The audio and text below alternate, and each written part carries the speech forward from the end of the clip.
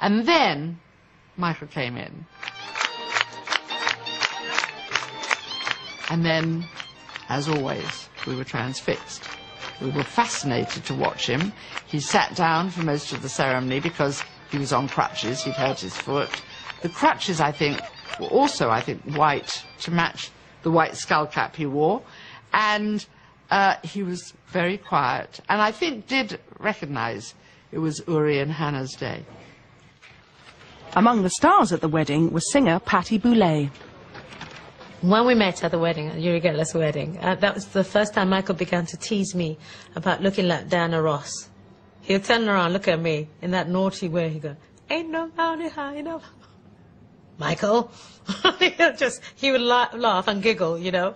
And he said, "Patti, you look just like that. There must be a throwback. She must come from your family." I said, "I don't think so." I don't think so at all. There was kind of this energy, and it's Michael's energy, nobody else. The only person I've come across with that kind of effect is the Pope, really, on people. Just before I was lifted up on the chair, because that's another custom tradition, he just hugged me. And you know what? You know, that hug, which, I don't know, lasted for just,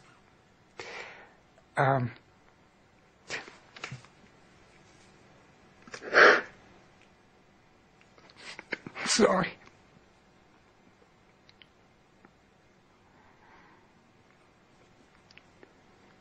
That hug was just a few seconds, but it was real love and unconditional. It's just so hard for me to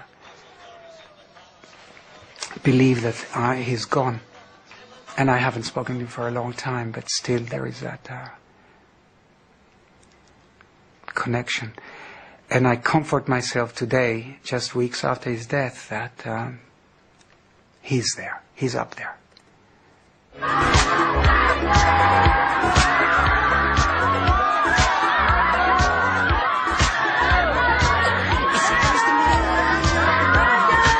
During the same trip to England, Michael attended a book launch. Uri had published letters he'd exchanged with his friend Rabbi Shmuley Boteach. I wrote a book with Rabbi Shmuley Boteach called The Rabbi and the Psychic. Very, very sensitive, powerful book. It actually started with me writing letters to Shmuley. He wrote back letters to me, and they were so profoundly deep and spiritual and sensitive and revealing that we decided, hey, let's create a book out of the letters because it could help a lot of people. So the book launch was scheduled in England, and Michael agreed to come and help us promote it. It was amazing. The day after the book launch, Michael made his way to the Oxford University Union. He'd been invited to make a speech about the importance of good parenting and to launch a new children's charity, which he'd set up with his rabbi friend. There was this huge, massive anticipation waiting for Michael Jackson to come. You know, I bet with you that most of the kids there did not believe that Michael will come. This was not true. And it was a rainy evening, and you know that there is space in the hall for maybe, 300 people, maybe 400, I don't remember.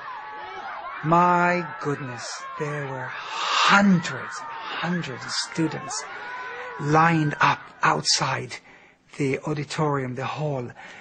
And when we arrived, it was... some were clapping hands, some were shouting, some were running to take pictures. Michael had decided to speak about his childhood in his speech and to refer to his own difficult relationship with his father. Author Jonathan Margolis had been with Michael as he travelled to Oxford from London. He decided he wanted to call his dad on the phone. And he asked me if I had a phone, which I had.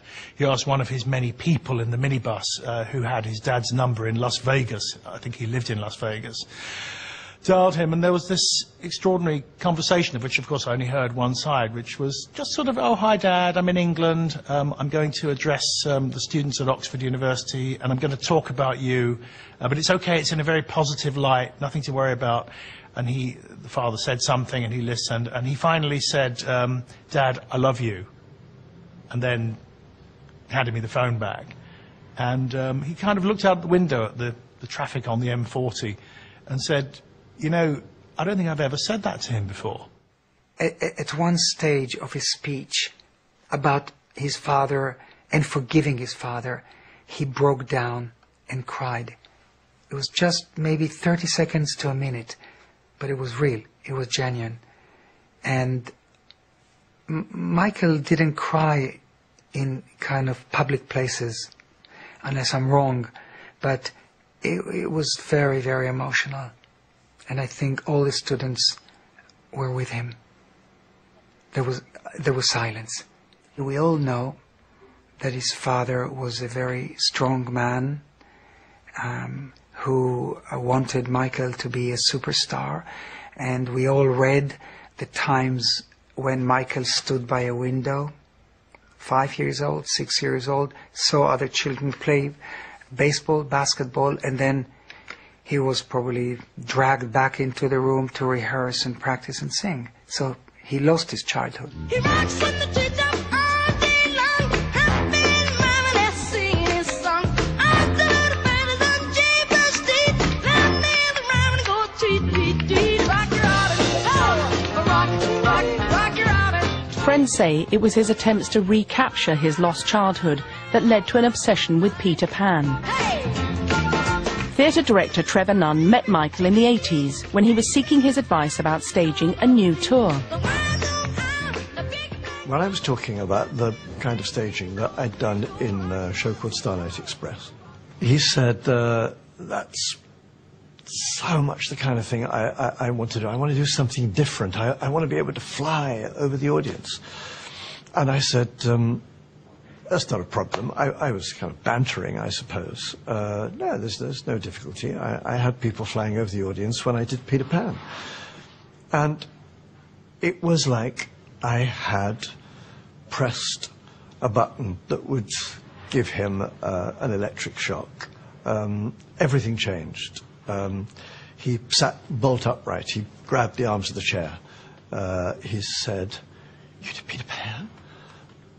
I said, yeah, I directed it in London. Oh my God, you directed Peter Pan. And the excitement was just overwhelming. He jumped up, he walked around the room, he kept repeating, Peter Pan, oh my God, Peter Pan.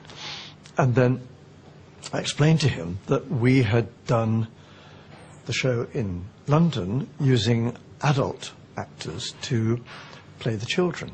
And that took it one stage further, because suddenly he was like with eyes brimful with tears, and he came across the room and he knelt down in front of me and he grabbed my knees and he said, "Could I play Peter Pan? Is it too late for me to play Peter Pan?"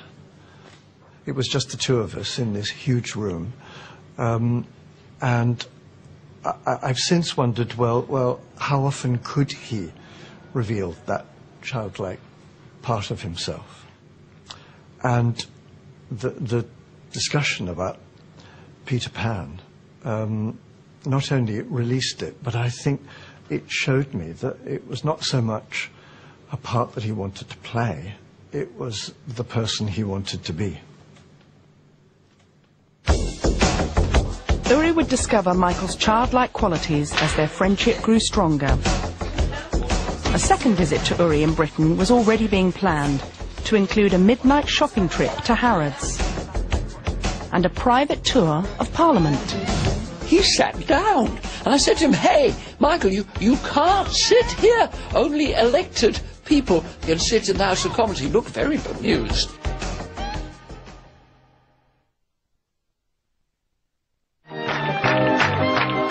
After Michael Jackson's appearance as best man at Uri's wedding in 2001, the friendship between the pair went from strength to strength. They would often talk on the phone.